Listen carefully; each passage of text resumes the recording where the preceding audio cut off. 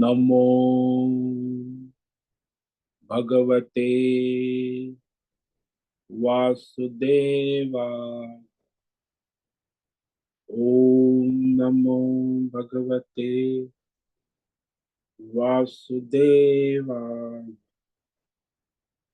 ओम नमो भगवते वासुदेवाय।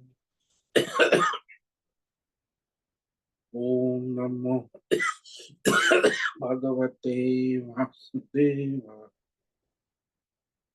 ओम नमो भगवते वासुदेवाय।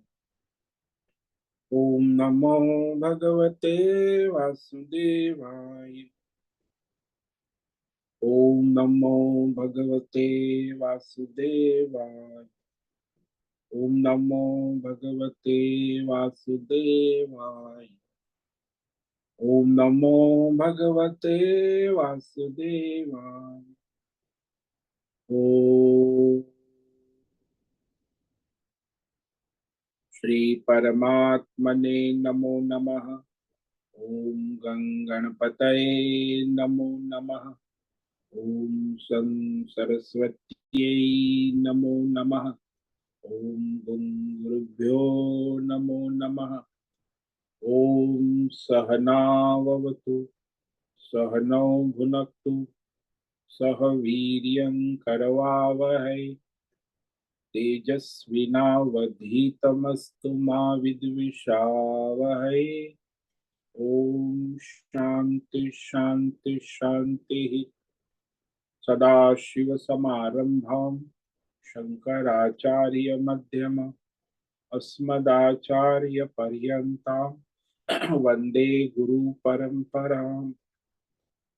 ओम पार्थाय प्रतिबोधितां भगवतां नारायणेन स्वयं व्यासेन ग्रथितां पुराणमुनिना मध्ये महाभारतम् अद्वैतामृतवर्षिणीं भगवतीम् अष्टादशाध्यायिनीं अम्ब त्वामनुसन्दधामि भगवत् गीते भवद्वेषिणीम्। वसुदेवसुतं देवं कंसचाणूरमर्दनं देवकी परमानन्दं कृष्णं वन्दे जगद्गुरु। नमस्ते परमं ब्रह्म सच्चिदानन्दरूप निर्गुणाय नमस्तुभ्यं ओंकाराय नमो नमः। सर्वे दुर्गाणि तरन्तु सर्वे भद्राणि पश्यन्तु सर्वे सद्बुद्धिमाप्नोतु सर्वे सर्वत्र नन्दतु। ओम तत्सत। ओम ओम ओम।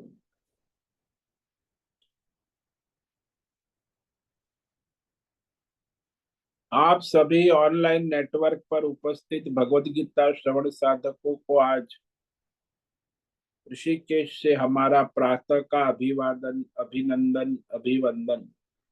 हरि ही ओम हरि ही ओम हरि ओम। हम सबको आज का यह दिव्य दिन तन मन धन जन देश काल विषय वस्तु परिस्थिति अवस्थाएं अध्यात्म भौतिक दैविक क्षेत्र व्यष्टि समष्टि सभी को अपने अपने पूर्व में अनंत जन्मों में किए हुए संचित पाप पुण्य धर्म अधर्म मिश्र कर्म के पके हुए फल स्वरूप में वर्तमान में आज सभी को अपने अपने प्रारब्ध अनुसार परमेश्वरी अचिंत्य योग माया के माध्यम से प्रसाद स्वरूप में प्राप्त हुआ है।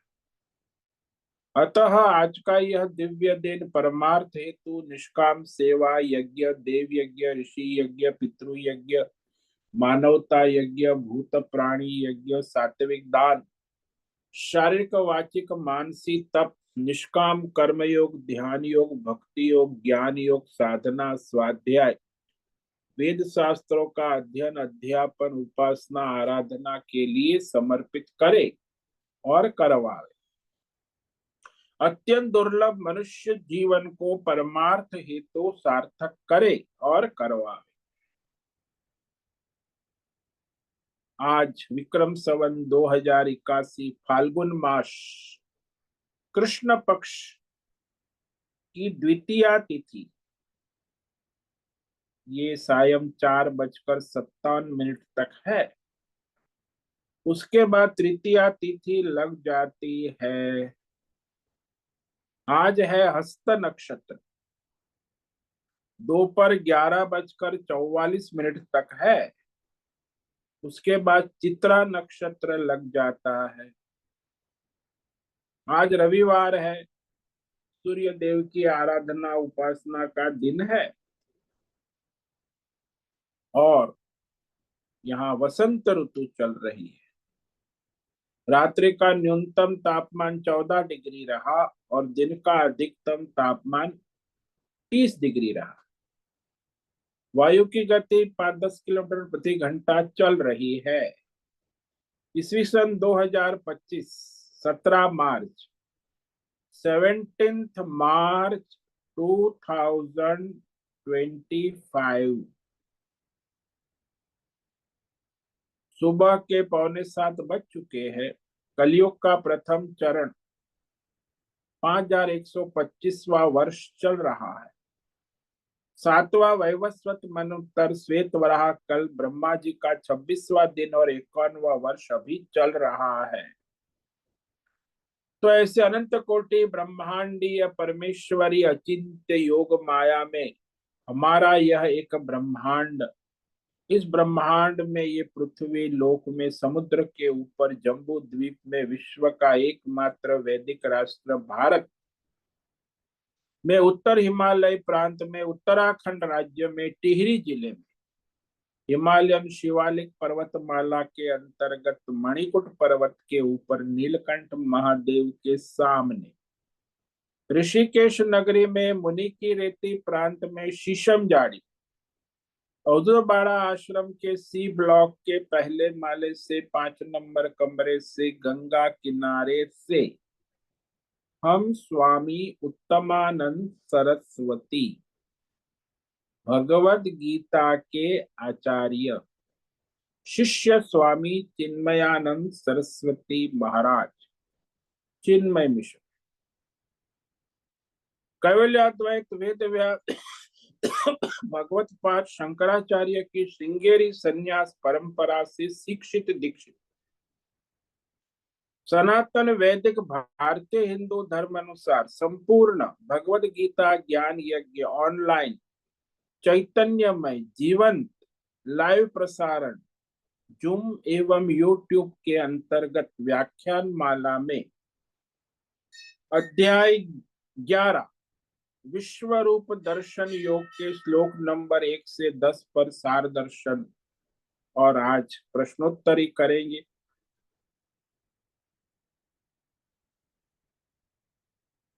संस्कृत एवं हिंदी में दिव्य पवित्र सरल व्यावहारिक सटीक पूर्ण वर्ण अक्षर पद वाक्य पंक्ति श्लोक अध्यायों की संगति संधि अन्वय शब्दार्थ वाक्यार्थ भावार्थ रहस्यार्थ के यथार्थ तात्पर्य सहित वैदिक शास्त्र वेदव्यास साहित्य शंकर भाष्य एवं परंपरागत सन्यासी आचार्यों की टीका टिप्पणी सहित आज का यह भगवत गीता व्याख्यान करेंगे। कृपया आप सभी श्रद्धा भक्ति ध्यान से परिपूर्ण होकर के यह दिव्य श्रवण साधना करे। इसमें से कुछ ग्रहण करे, कुछ धारण करे, कुछ अपने जीवन में चरितार्थ करे और उसमें निरंतरता लाए। अपनी अपनी आध्यात्मिक भौतिक दैवी अशांति द्वंद्व मोह विक्षेपों से रहित होकर के अधार्मिक अशास्त्रीय परंपरागत भ्रम भ्रांतियों से रहित होकर के अपने अपने शरीर इंद्रिय प्राण मन वचन कर्म और बुद्धि से एकाग्र होकर के शुद्ध सात्विक सूक्ष्म भगवत विवेक बुद्धि करे। वेद शास्त्र एवं आचार्य परंपरा अनुसार विवेक करे और करवावे। पुनः पुनः इस व्याख्यान का श्रवण करे, मनन करे, चिंतन करे, लेखन करे, चर्चा विचारणा करे, प्रचार प्रसार करे, लिंक भेजे, ग्रुप में शेयर करे, अपना और सबका परम कल्याण करे और करवावे। ओम तत्सत। ओम ओम ओम। तो आज रविवार है। साप्ताहिक सत्संग के अंतर्गत इस सप्ताह में जो हमने श्लोकों पर व्याख्यान किया था उसका संक्षेप में दर्शन करेंगे, उसके बाद प्रश्नोत्तरी करेंगे। तो इस अध्याय में विश्व रूप दर्शन योग में भगवान श्री कृष्ण जो परमात्मा है वह समस्त कार्य कारणों का मूल कारण, यानी समस्त पिंड ब्रह्मांड देश काल विषय भौतिक अध्यात्म दैव और जो भी देवी देवता है, अवतार है, सबका मूल उद्गम, मूल आधार, मूल कारण कहा गया। तो परमात्मा समस्त कारणों के कारण अंतर्यामी रूप से प्रत्येक जीव जगत देवी देवता और अवतारों में नित्य विद्यमान रहते हैं, विद्यमान रहते हैं, सर्वव्यापक रहते हैं और सबसे परे भी रहते हैं। देश काल विषय सीमा से परे, सीमा से रहित, विश्वरूप अनंत असीम सर्वव्यापी और सब में ओतप्रोत। जैसे आभूषण में सुवर्ण जो है सभी आभूषणों में व्याप्त रहता है और सभी आभूषणों से परे है। तो यहाँ इस अध्याय में भगवान अपने विश्व रूप दर्शन योग का निरूपण करेंगे। पहले अर्जुन प्रश्न पूछता है, प्रार्थना करता है। आज तक किसी देवता ऋषि ने विश्व रूप दर्शन की प्रार्थना नहीं की, केवल अर्जुन ही है जो इस प्रश्न को कर रहा है। विश्व रूप दर्शन समष्टि, एक साथ में विश्व रूप दर्शन। तो ये जो अर्जुन भगवान से प्रार्थना श्लोक नंबर 1 से 4 तक करता है, जिसमें अर्जुन कहता है, ओम श्री परमात्मने नमः। अथ एकादशोऽध्यायः। विश्व रूप दर्शन योगो नाम। श्री अर्जुन उवाच मदनुग्रहाय परमं गुह्यमध्यात्म संज्ञितम् यत्त्वयोक्तं वचस्तेन मोहोऽयं विगतो मम। तो 10वें अध्याय विभूति योग और उसके पहले दूसरे अध्याय से 10वें अध्याय तक सुनकर,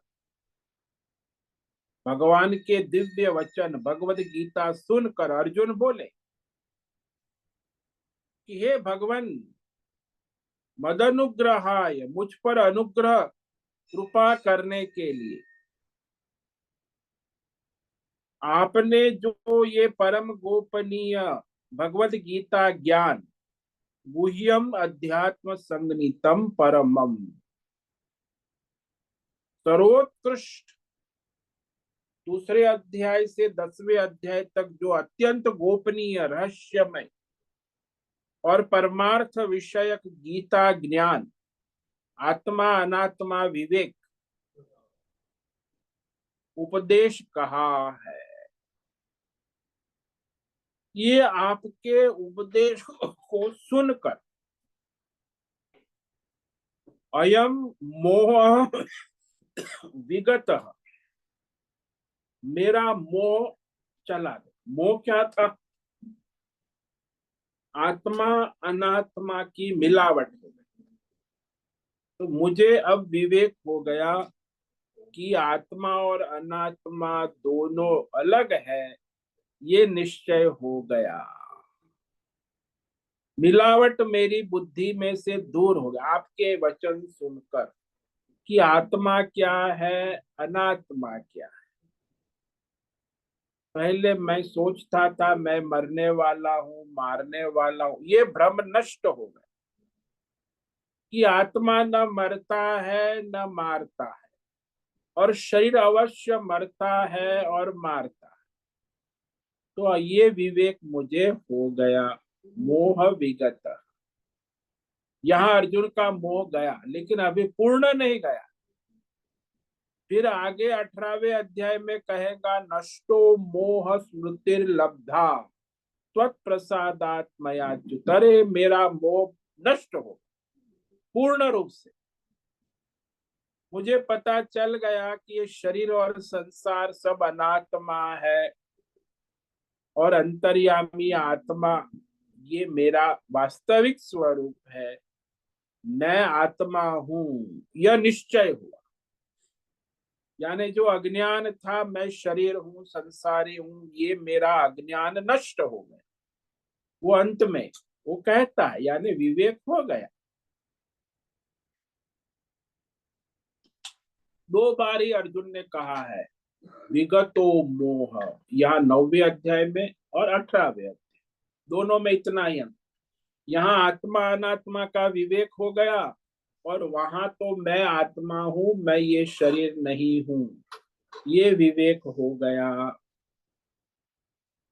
तो इस तरह यह जो अध्याय का प्रारंभ होता है, और अर्जुन अपनी श्रद्धा भक्ति व्यक्त करते हैं। कहते हैं, भवाप्ययौ हि भूतानां श्रुतौ विस्तरसो मया त्वत्त कमलपत्राक्ष माहात्म्यमपि चाव्ययम्। क्योंकि कमल नेत्र यानी दिव्य ज्ञान चक्षु से युक्त भगवान, मैंने आपसे सभी प्राणियों की उत्पत्ति स्थिति लय विस्तार पूर्वक सुने, और आपकी जो अविनाशी अव्यय अक्षय महिमा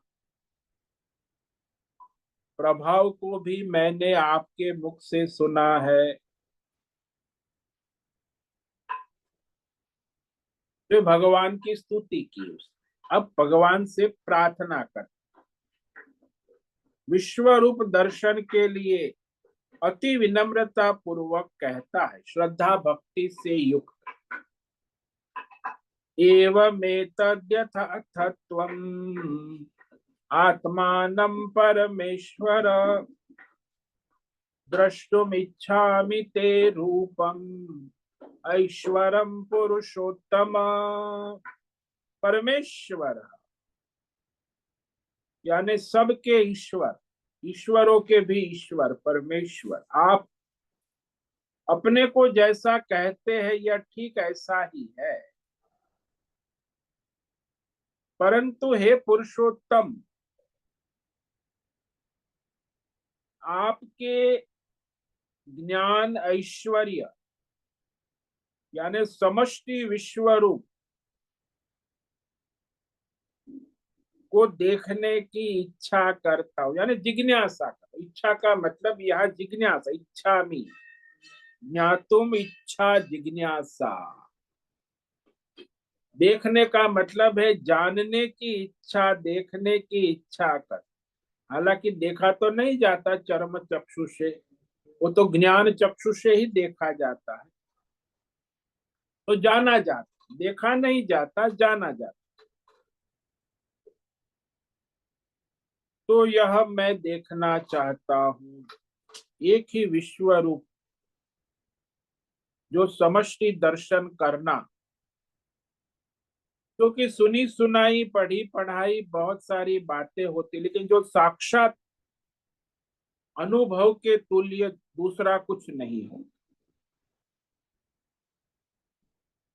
फिर विनम्रता करते हैं अर्जुन कि यदि आप मानते हो कि मैं देखने योग्य हूं तो मुझे दर्शन कराए। मन्यसे यदि तच्छक्यम मया दृष्टुमिति प्रभो योगेश्वर में तम दर्शयात्मानमव्ययम्। हे प्रभु, प्रभु यानी सारे पिंड ब्रह्मांड के शासक, प्रशासक, भगवत सरकार।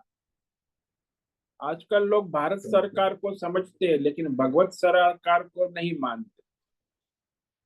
लेकिन भगवान ही है जो सारे पिंड ब्रह्मांड को चलाते हैं, सबके मालिक, शासक।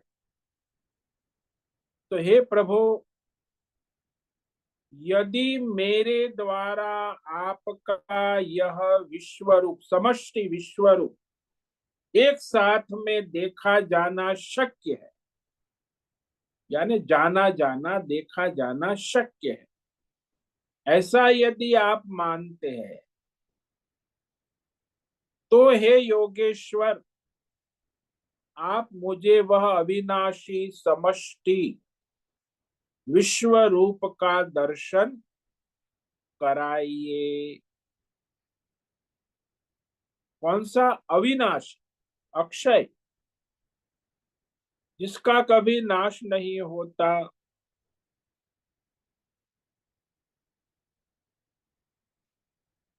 तो योगेश्वर का, ये सभी योगों के मालिक, स्वामी, योगियों के स्वामी, स्वयं योग स्वरूप, यह प्रार्थना करते ही भगवान इतने प्रसन्न हो गए कि तुरंत ही वहां कुरुक्षेत्र के मैदान में अर्जुन रथ के पीछे बैठा है, खड़ा तो नहीं है अभी, और भगवान ने विश्व रूप का दर्शन करा दिया अपने ही अंग, कृष्ण शरीर के एक अंश में, एक अंग में। श्री भगवान उवाच पश्य मे पार्थ रूपाणि शतशोथ सहस्रशः नानाविधानि दिव्यानि नानावर्णाकृतीनि च। तो इस प्रकार विश्व रूप हेतु अर्जुन की प्रार्थना सुनने पर भगवान तुरंत ही प्रसन्न हो, विश्व रूप में प्रकट हो गए।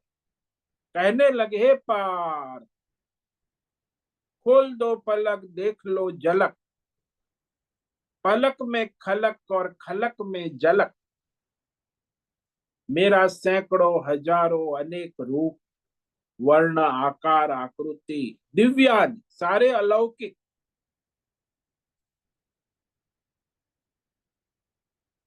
अनंत रूपों को एक समय, एक साथ, एक स्थान में देख लो।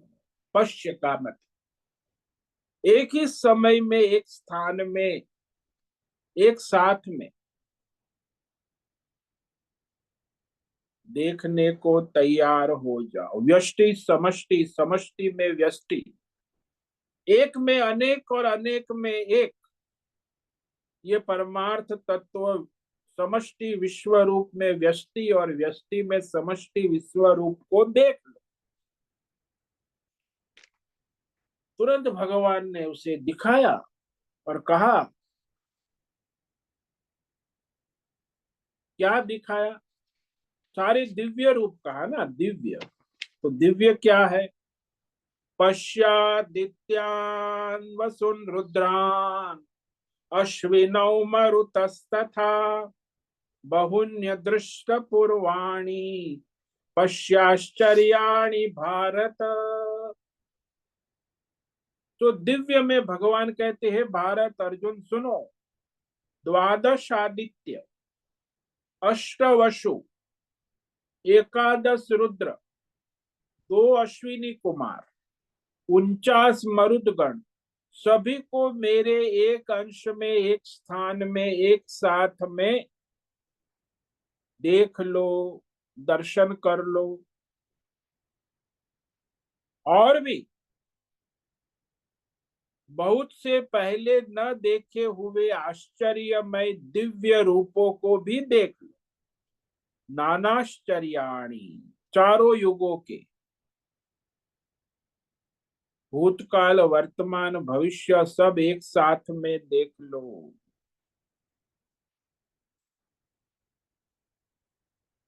कहाँ देखो? यह कस्तम जगत कृष्णम पश्चाद्य सचराचरम मम देहे गुणाकेश यच्चान्यम द्रष्टुमिच्छसे। गुणाकेश अर्जुन, भगवान कहते अब यहाँ हियर एंड नाउ, इसी क्षण, इस मेरे कृष्ण स्वरूप में, कृष्ण रूप भगवान सामने सारथी रूप, इस शरीर में एक जगह, एक भाग में सचराचरम, चर अचर, काल कालांतर, लोक लोकांतर, देश काल विषय भौतिक अध्यात्म देव स्थावर जंगम व्यष्टि समष्टि सब, संपूर्ण समस्त विश्व को देख लो। और भी तुम जो देखना चाहते हो वो भी देख लो। यानी भगवान के विश्व रूप शरीर में भूतकाल वर्तमान हो गया और भविष्य भी वर्तमान हो गया, जो चाहे देख लो।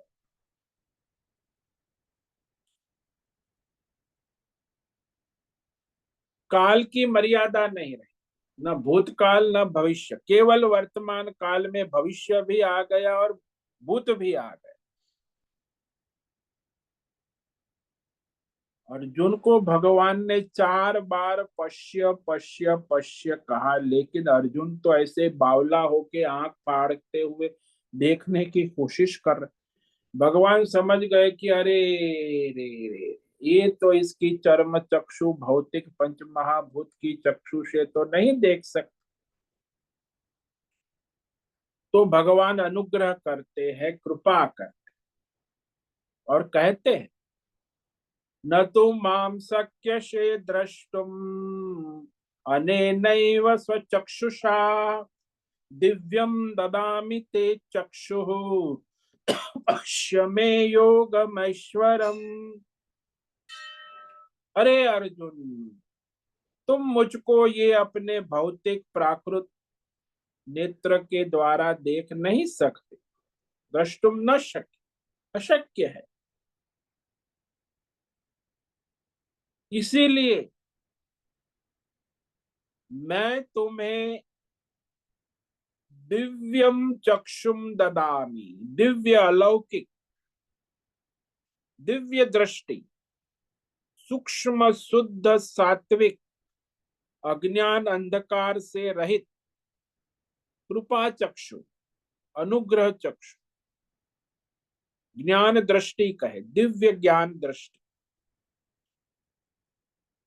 देता हूं। यानी भगवतमय बुद्धि, ईश्वरीय दृष्टि देता हूं, मानवीय नहीं, जीवात्मा की नहीं, ईश्वरीय दृष्टि। इससे तुम मेरी ये ईश्वरीय विश्वरूप योग को देख, ऐश्वरम योगम पश्य। यहाँ सैद्धांतिक दर्श और दार्शनिक रूप से नहीं, वास्तविक रूप से साक्षात प्रकट हुआ जो माया उपाधि विश्व रूप है, उसे देख लो।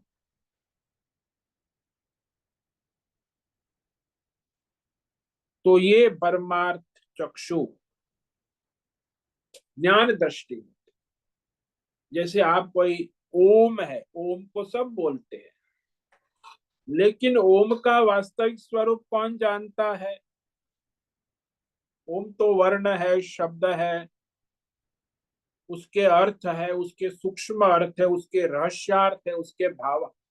जो ओम के तत्वार्थ को जानता है, जिसकी बुद्धि सूक्ष्म ओम के तत्व, उसे कहते ज्ञान चक्षु।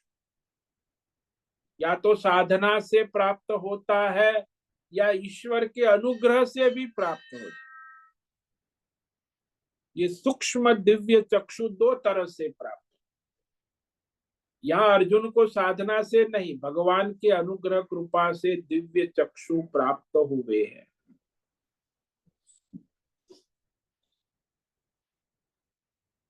तो अर्जुन के प्रति भगवान द्वारा अपने विश्व रूप का दर्शन कराया गया। ये चीज अब संजय जो है वो धृतराष्ट्र को कह रहे, उसके पास भी दिव्य चक्षु है। संजय ने कहा, एवं मुक्त्वा ततो राजन महायोगेश्वरो हरिः दर्शयामाश पार्थाय परमं रूपमैश्वरम। राजन, धृतराष्ट्र को कह रहा है संजय, महायोगेश्वर। देखो, संजय ने योगेश्वर के आगे महायोगेश्वर जोड़, अर्जुन ने योगेश्वर शब्द कहा लेकिन संजय ने महायोगेश्वर कहा, और हरि शब्द भी कहा। हरि जो अज्ञान का नाश करने वाले, हरि हरति अज्ञानम इति हरि। ये सारे पाप का जड़ अज्ञान है, तो पापों का नाश तभी होगा जब अज्ञान का नाश हो। तो इस प्रकार उस कहकर अर्जुन को भगवान ने परमम, देखो ये भी परमम सर्वोत्कृष्ट, योगमय, ऐश्वर्यमय, विश्वरूप, समष्टि विश्वरूप का दर्शन कराया। दर्शाया, साक्षात दिखाया, एक स्थान में एक जगह। तो कैसा था? तो कहते हैं संजय, अनेक वक्त्र नयनम अनेकाद्भुत दर्शनम अनेक दिव्याभरणम दिव्यात् नेकोद्यतायुधम दिव्य माल्याम्बरम धरम दिव्य गंधानुलेपनम सर्वाश्चर्यमयम देवम अनंतम विश्वतो मुखम। विश्वरूप जो अनंत, अनेक का मतलब है अनंत मुख और नेत्र से युक्त, अनंत चमत्कारी अद्भुत दर्शन वाले, बहुत से दिव्य आभूषणों से युक्त, बहुत से दिव्य अस्त्र शस्त्र हाथों में उठाए हुए, दिव्य माला और वस्त्र को धारण किए हुए विश्व रूप को देखा, और दिव्य गंध धारण किए हुए, सब प्रकार से आश्चर्यमय और अनंत, उसकी कोई सीमा नहीं, कहां से प्रारंभ कहां अंत, कोई अनंत असीम, सब ओर से मुख किए हुए विश्व तो मुखम विराट समष्टि विश्वरूप परम देवम परमेश्वर विश्वरूप को अर्जुन ने देखा। सर्वव्यापक समष्टि, जिसमें कोई चीज बाकी नहीं रही, सब एक साथ में एक जगह, परमात्मा का विश्व रूप अर्जुन ने अपनी ज्ञान चक्षु से देखा। दिव्य ज्ञान चक्षु, यहां भी चर्म चक्षु मत लेना, ज्ञान चक्षु। वो ज्ञान चक्षु कब होते हैं प्राप्त? बोले जब मनुष्य की अहंता ममता फलाशक्ति रही, ईश्वरीय दृष्टि, वही ज्ञान चक्षु, ईश्वरीय दैवी दृष्टि, जिसमें कोई अज्ञान नहीं है, राग द्वेष नहीं है, काम क्रोध नहीं है।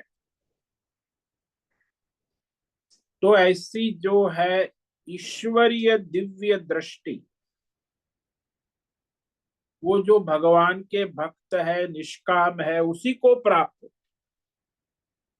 सकाम को तो चर्म दृष्टि भी प्राप्त नहीं थी, लौकिक दृष्टि, ये तो अलौकिक दृष्टि है।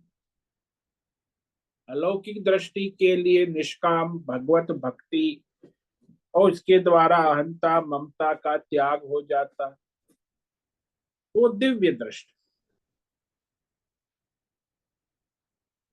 तो आज हमने ये जो श्लोक पर विचार किया, आगे इस पर विवेक विचार कल करेंगे। तो आज रविवार है, इसीलिए रविवार का सत्संग होगा, प्रश्नोत्तरी होंगी। अभी किसी भी साधक को कोई प्रश्न है तो वो प्रश्नोत्तरी कर सकते हैं।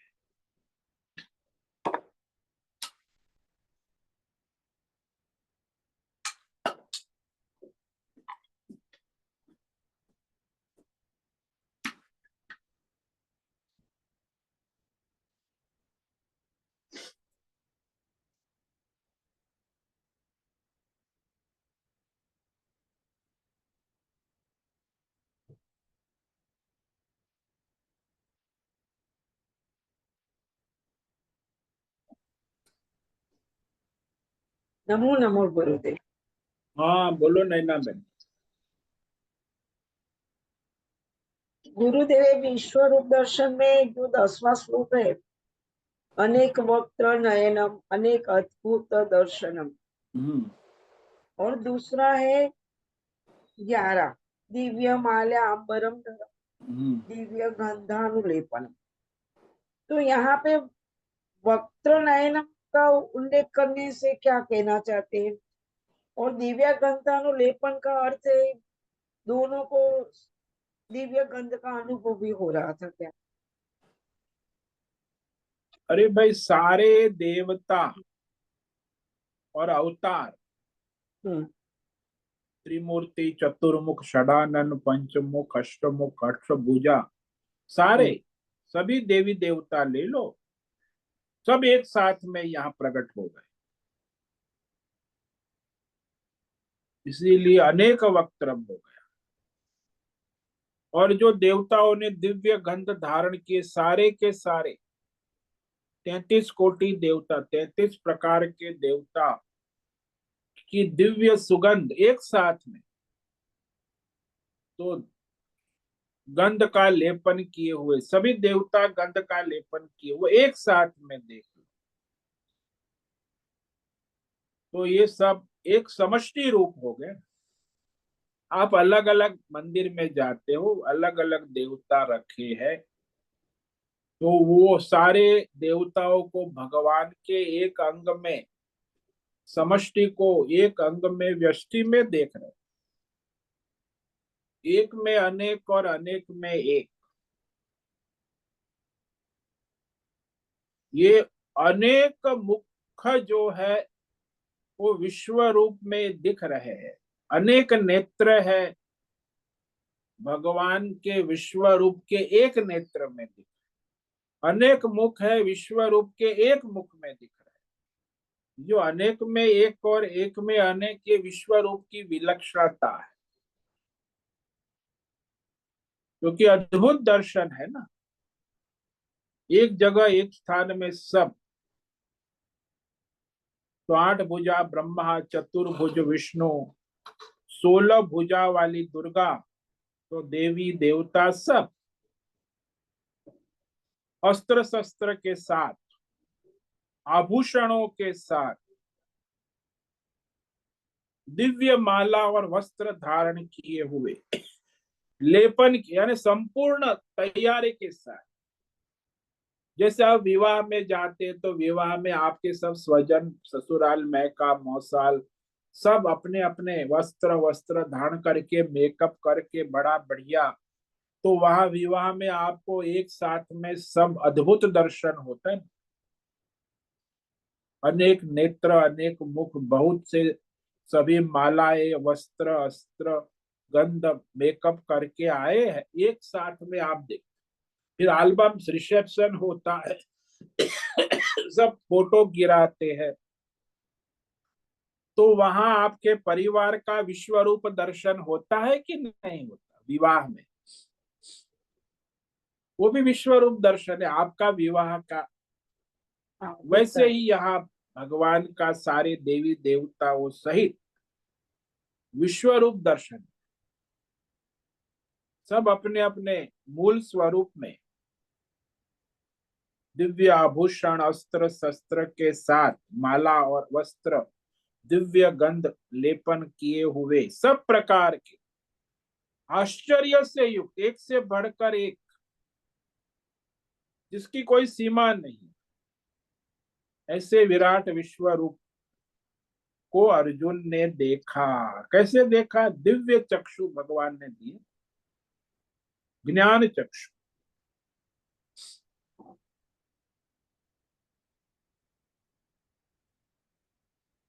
तो ऐसा है।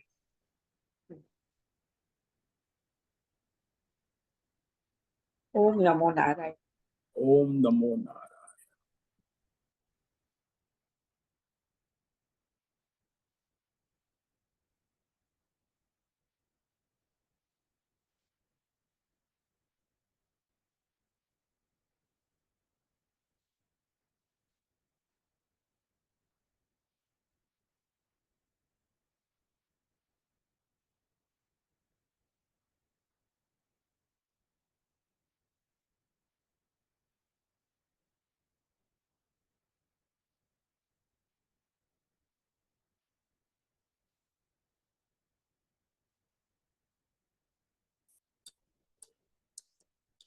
अभी समय है, किसी को प्रश्नोत्तरी करनी है, प्रश्न पूछ सकते हैं।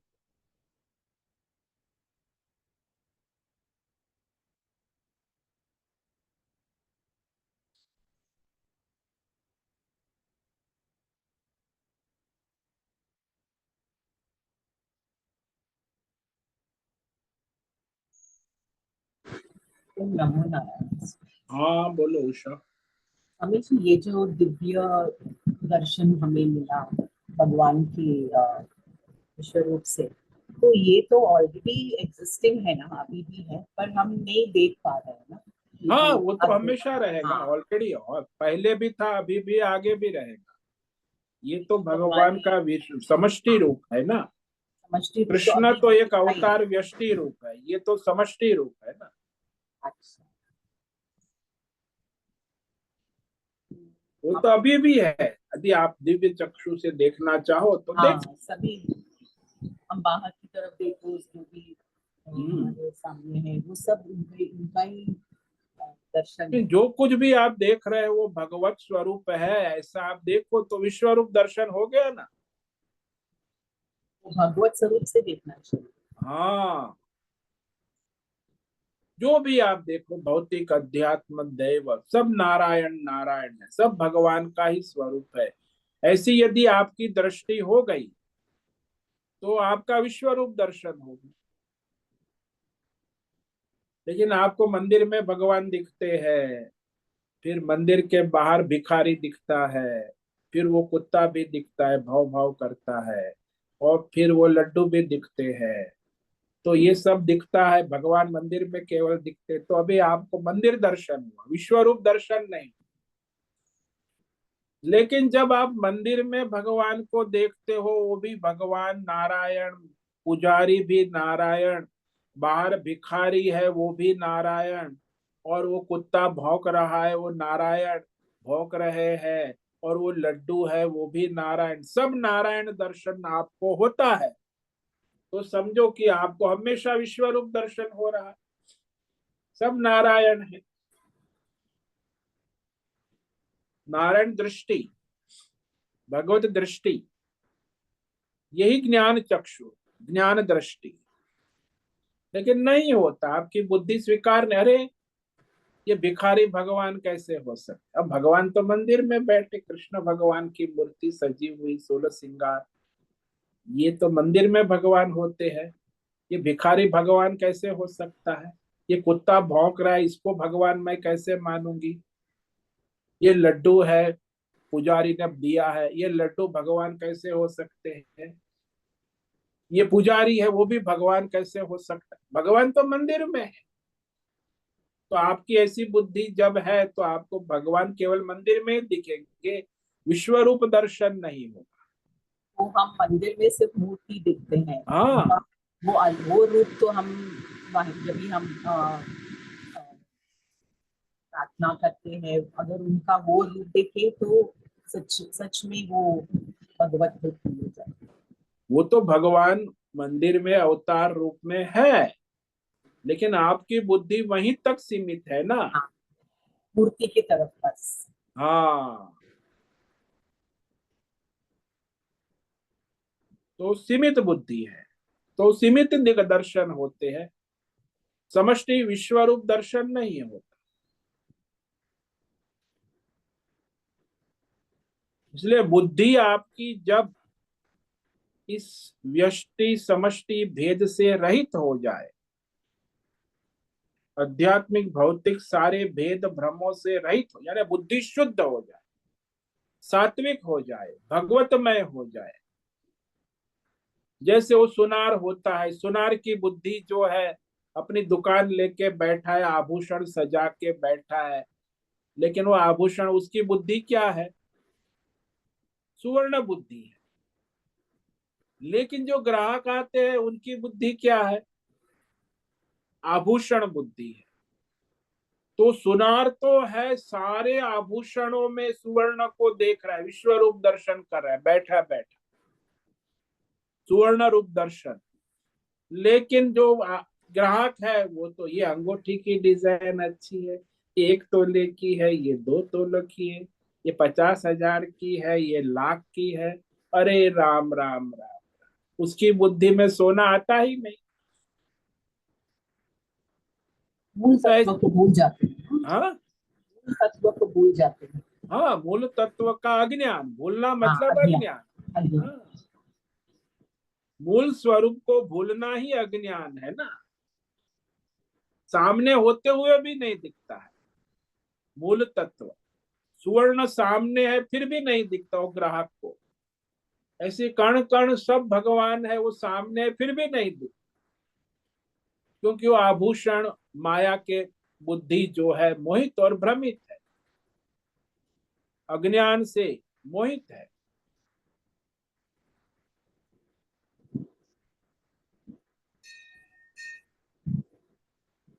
इसलिए बुद्धि शुद्ध होना आवश्यक।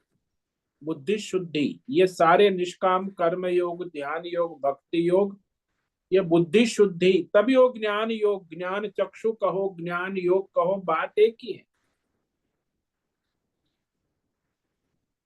तब तक बुद्धि शुद्ध नहीं होती, सात्विक नहीं होती, भगवतमय नहीं होती, आपको भगवान केवल मंदिर में दिखेंगे और कहीं नहीं दिखेंगे। तो ऐसा है।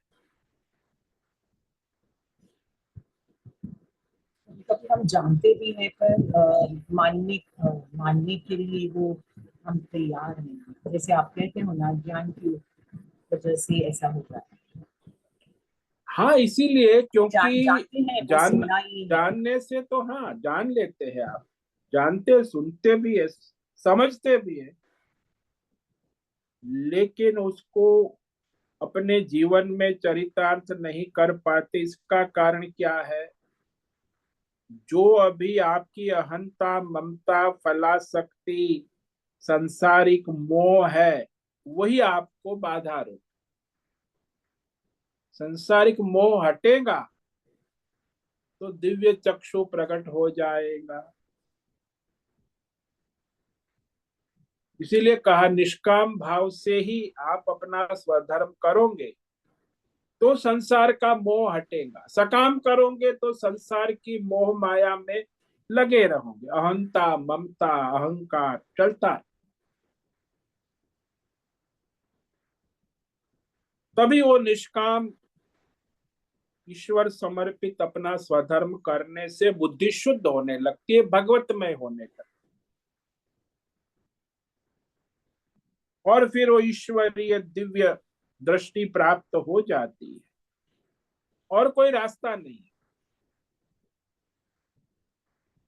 इसलिए जो लोग सकाम ध्यान भक्ति ज्ञान में लगे हैं, धंधा कर रहे हैं, हिसाब किताब कर रहे हैं, फायदा नुकसान हुआ, उनको कभी भगवत बुद्धि प्राप्त नहीं हो सकती जब तक वो निष्काम नहीं हो। अब जो सकाम है वो उसकी बुद्धि हमेशा मोह काम क्रोध में लगी रहती, मलिन बुद्धि, अशुद्ध बुद्धि, अज्ञान से। तो उस अज्ञान को हटाने के लिए ही ज्ञान विवेक पूर्वक निष्काम ईश्वर समर्पित स्वधर्म करना आवश्यक। यही भगवत धर्म है। तभी वो दिव्य चक्षु प्रकट होते, नहीं तो कभी संभव नहीं है 100 जन्मों में भी। क्योंकि अहमता अहमता फल की आसक्ति जो है, ये ही हमारे संसार को दृढ़ करता है, अज्ञान को दृढ़ करता। लेकिन जब आप अहंता ममता फल की आसक्ति रहित ईश्वर समर्पित भाव से अपना स्वधर्म कर्म करते हो, तो आपको दिव्य दृष्टि प्राप्त होने लगती है।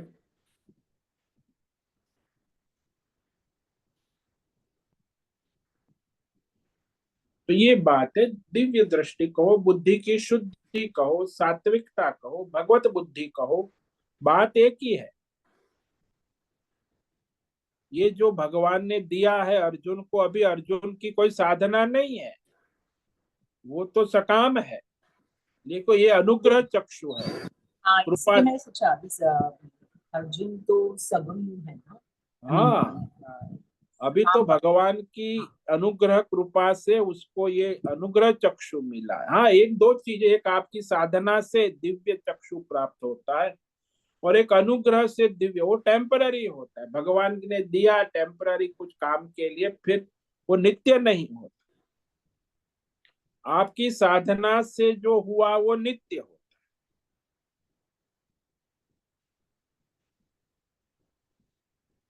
तो हमें ये दिव्य चक्षु अपने स्वयं अपने अंदर लाना चाहिए। हाँ, स्वयं आपको कर्म योग ध्यान योग निष्काम करोगे तो आपको यह भगवत बुद्धि प्राप्त होगी, नहीं तो नहीं होगी। सुनने से, समझने से, पढ़ने से नहीं होगी, आपको बुद्धि शुद्ध करनी होगी। और शुद्ध बुद्धि में भगवत बुद्धि प्रकट होती है, दिव्य ज्ञान दृष्टि।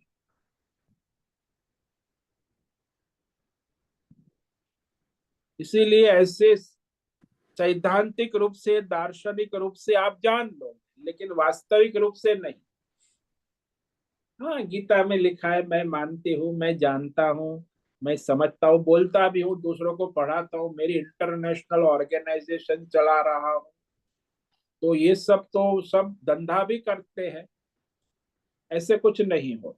सैद्धांतिक और दार्शनिक दृष्टि से जानने से वास्तविक साक्षात अनुभूति नहीं हो। वो तो जब आपकी साधना है तब साक्षात अनुभूति हो। इसलिए जिन लोगों को शंकराचार्य है, मीरा है, कबीर है, तुलसीदास है, रही, ये सब वेद व्यास है, इनको साक्षात कर्मयोग ध्यान योग भक्ति योग से दिव्य दृष्टि प्राप्त हो चुकी। ये भी तो संचित कर्मों के अनुसार ही उन्हें ये सब मिला है ना।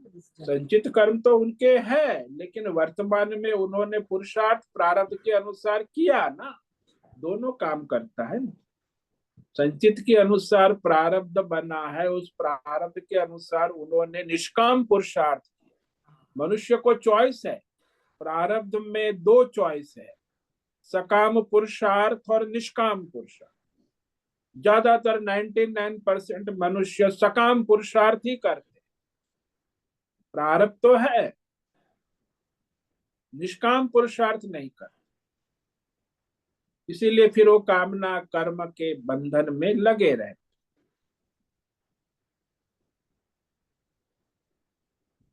ये बहुत ही महत्व की बात है। भगवान ने मनुष्य को, देवताओं को भी ये चॉइस नहीं दी है। भाई, आपका प्रारब्ध है, उस अनुसार अभी आप नाश्ता करोगी तो आपका प्रारब्ध है, जो भी आपके प्रारब्ध में है आप सकाम करोगे। हाँ हाँ, हे ये दही बड़ा अच्छा है, ये सांभार तो अच्छा बढ़िया टेस्टी है, चै चै चू चू, तो ये आपका पुरुषार्थ हो गया, नाश्ता पूरा हो गया, मजा आ गया, उससे कुछ होने वाला नहीं। लेकिन जो आप भगवत बुद्धि से वो जो भी नाश्ता है उसमें भगवत भाव रखते हुए कोई भी राग द्वेष काम राग रख छोड़कर भगवत भाव से प्रसाद बुद्धि से ग्रहण कर। देखो, एक होता है राग द्वेष बुद्धि से ग्रहण करना, और एक होता है प्रसाद बुद्धि से ग्रहण करना। प्रसाद बुद्धि से ग्रहण करने को निष्काम कर्म कहते हैं, और राग द्वेष से ग्रहण करने को सकाम कहते हैं। ग्रहण तो करोगे, और सब लोग क्या करते, अपने राग द्वेष से ही संसार के भोग ग्रहण करते और संस्कार बनते, निष्काम नहीं हो, वो सकाम हो जाते।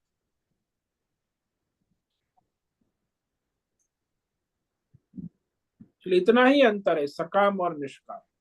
जहां राग द्वेष से आप व्यवहार करते हो सकाम हो गए, और जहां भगवत बुद्धि से प्रसाद बुद्धि से व्यवहार करते हो तो निष्काम हो।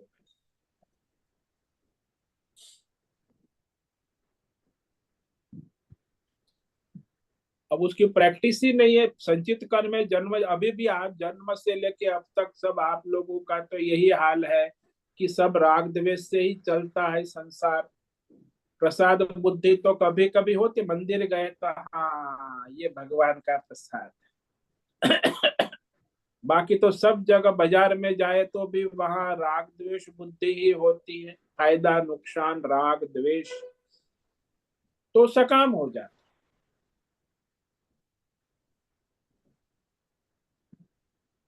तो निष्काम में तो भगवत बुद्धि ही होती है, और प्रसाद बुद्धि कहते हैं उसको, भगवत बुद्धि कहो प्रसाद बुद्धि। और बुद्धि यानी जैसे हमें प्रसाद मिल रही है वैसे ऐसे ऐसे। हाँ, आप प्रैक्टिस करो तब होगा, सोचने से नहीं होगा, बोलने से नहीं होगा, आपको लाइव प्रैक्टिस करना होगा। आजकल बात यह है कि आप समझ जाते हैं, बुद्धि से अंडरस्टैंडिंग भी हो जाती है, सैद्धांतिक और दार्शनिक रूप से जान, लेकिन वास्तविक प्रैक्टिस नहीं कर। प्रैक्टिस फिर उल्टा करते हैं, जानते हैं क्या और करते हैं क्या। तो जो जानते हैं उसकी प्रैक्टिस करना होगा, तब जाके वो बनेगा काम। केवल सोचने से बोलना, हाँ सोचनी अच्छी बात है, बोलना विचार करना, लेकिन करना, वहां कर्म योग आता है, निष्काम कर। बिना करे कर्म योग होता ही नहीं, केवल बोलने से या सोचने से कर्म योग नहीं होता, करने से होता है। और वही मार खा जाते सब लोग, 90 सब जानते हैं लेकिन करते नहीं, यही परेशानी है। बहुत बहुत धन्यवाद। ओम नमो नारायण। पर गुरुदेव, हाँ, कुत्ते का दर्शन करते हैं, कुत्ते में भी आत्मा देखते हैं, पर वो भी तो ध्यान रहता है ना कि ये जीव का कर्म है तो वो कुत्ता हुआ।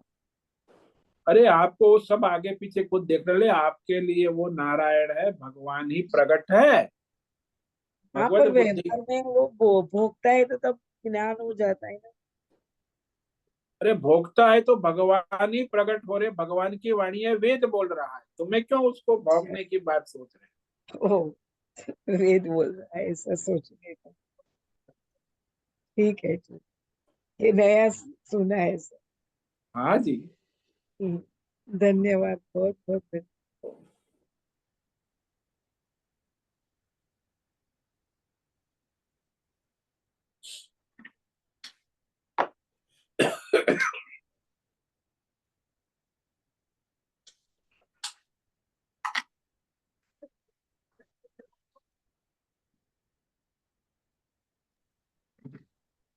स्वामी जी प्रणाम। हाँ बोलो नीरज। स्वामी जी, जैसे जगत या कुछ भी मेरे को समझना है, जानना है, चाहे श्रवण मनन भी करना है, तो मेरे को स्थूल और सूक्ष्म दोनों शरीर की आवश्यकता बनी रहती है। और जब मेरे को अपने चेतन रूप को, स्वयं को जानना है, तो वहां क्या अवस्था है कि उसके लिए क्या साधन चाहिए फिर? देखो, आपको अपने चैतन्य चेतन स्वरूप को जानना है तो उसमें केवल चेतन की आवश्यकता है, स्थूल सूक्ष्म शरीर की आवश्यकता नहीं। स्थूल स्थूल शरीर के माध्यम से तो आप संसार को ही देखते, इसीलिए वहां सूक्ष्म शरीर में भी आपकी जो बुद्धि है शुद्ध सात्विक, भगवत बुद्धि, बस वही चैतन्य को देख सकती है, बाकी कोई बुद्धि नहीं देख। भौतिक बुद्धि, अध्यात्म बुद्धि, देवी देवता वाली बुद्धि परमात्मा को नहीं देख सकते। केवल भगवत बुद्धि आपकी हो गई है तो आपको भगवत दर्शन सर्वत्र होगा। इसलिए एक ही साधन है, वो है भगवत बुद्धि, ईश्वरीय शास्त्र दृष्टि।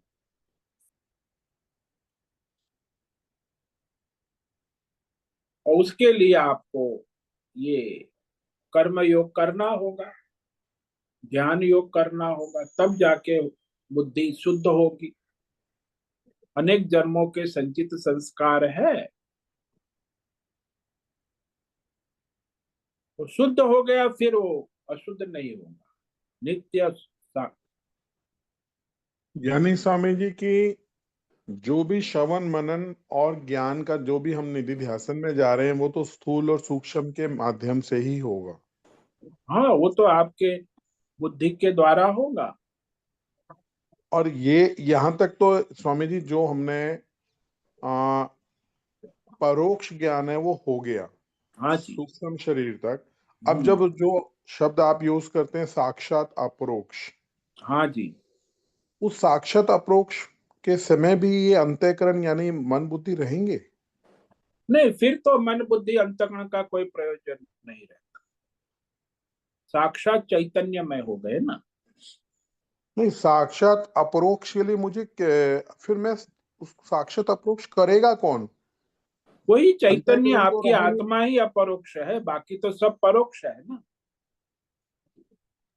फिर यानी कि जो अभी संशय कर रहा है अंतःकरण मन बुद्धि, ये अब क्योंकि जैसे गहरी नींद में मन और स्थूल और सूक्ष्म दोनों शांत हो जाते हैं, प्राण चलते हैं। हम्म। अब जैसे ही साधक अपनी चेतना की स्थिति को जानने के लिए उसमें स्थित होगा तो अंतःकरण वहां रहेगा या नहीं रहेगा? नहीं नहीं नहीं नहीं, चेतना की स्थिति में अंतःकरण का कोई प्रयोजन नहीं रहता, केवल चैतन्यमय रहता। तो फिर वो जानेगा, मैं जानूंगा कैसे? नहीं, वो चैतन्य ही वो ज्ञान स्वरूप है, जानने के ज्ञाता ज्ञान ज्ञेय त्रिपुटी समाप्त हो जाए, ज्ञान स्वरूप हो जाए।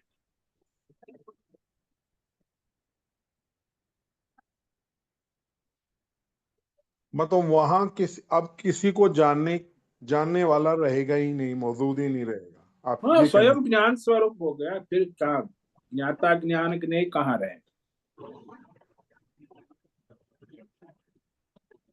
तो यानी कि वहां सिर्फ एक चेतन की स्थिति है, चेतन की स्थिति में जानने वाला तो मौजूद नहीं रहेगा। हाँ, जानने वाला भी नहीं रहेगा, जानने का विषय भी नहीं रहेगा, जानना भी नहीं रहेगा। तो ये तो फिर वही गहरी नींद वाली स्थिति आ गई। हाँ, गहरी नींद वाली ही है, लेकिन वहां अज्ञान है गहरी, और यहाँ ज्ञान है, इतना ही फर्क है। दोनों नहीं स्थिति स्वामी एक जी, समान ही है, गहरी नींद अज्ञान अवस्था है और ये ज्ञान अवस्था है। पर स्वामी और जी यहाँ बोध तो यहाँ भी नहीं है ना। कहाँ? जब क्योंकि गहरी नींद में अज्ञान अवस्था है, हाँ तमस जी। की स्थिति कही गई है। हाँ जी। लेकिन जब चेतन ही, जब मोक्ष की स्थिति है वहां पर भी कोई भान नहीं है, भान हाँ, करने तो वाला। भान है वहां, ज्ञान है, भान है, और कुछ नहीं। हम्म वहां तो अज्ञान है सुषुप्ति में, यहाँ तो ज्ञान है, भान है, दोनों में फर्क है ना।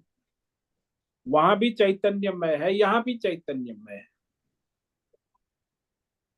वहां भान भान करने वाला मन बुद्धि अंतःकरण तो नहीं रहा।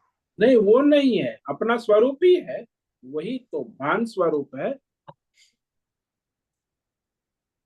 अंतःकरण नहीं है। सुषुप्ति में भी अंतःकरण नहीं है और यहाँ भी अंतःकरण नहीं है। हम्म। स्वामी जी ये अप्रोक्ष करने के लिए और क्या साधना या क्या दिशा आप बताएंगे?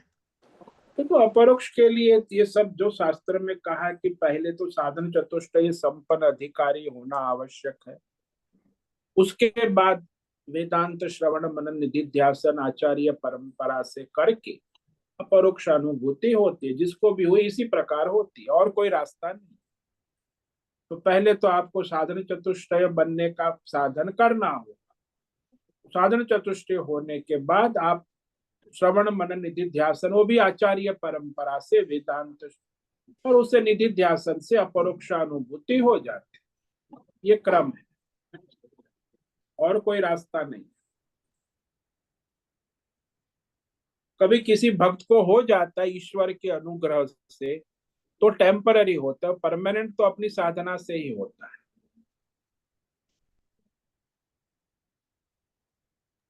ठीक स्वामी जी, ठीक। हाँ जी, हरिओम सर।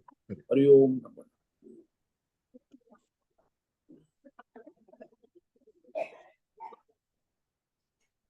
ठीक है, आज उपस्थित है प्रकाश आनंद ओसा, होस्ट है बद्रेश पड़िया, नैना पुरोहित, अनुराधा जेठे, दिव्या बेन दवे, हेमंत जोशी, ईला जोशी, जयंती पांडा, लीलावती बड़ेकर, मीनाक्षी काले, नीरज, पंकज भट्ट, पृथ्वीराज मालव, राम सेवक यादव, रेशा रथ, सुनील ठाकुर और उषा मेहनी। सभी साधकों को आज रविवार का ओम नमो नारायणाय, सबको ओम नमो नारायण। ओम नमो नारायण। ओम नमो नारायण। नारायण। नारायण स्वामी। मुझसे निवेदन है आज का सत्संग पूर्ण करें। ओम नमो नारायण। आज का ये दिव्य सत्संग हम यही पूर्ण करते हैं। सभी साधकों को ओम नमो नारायणाय। सभी साधकों को ओम नमो नारायणाय।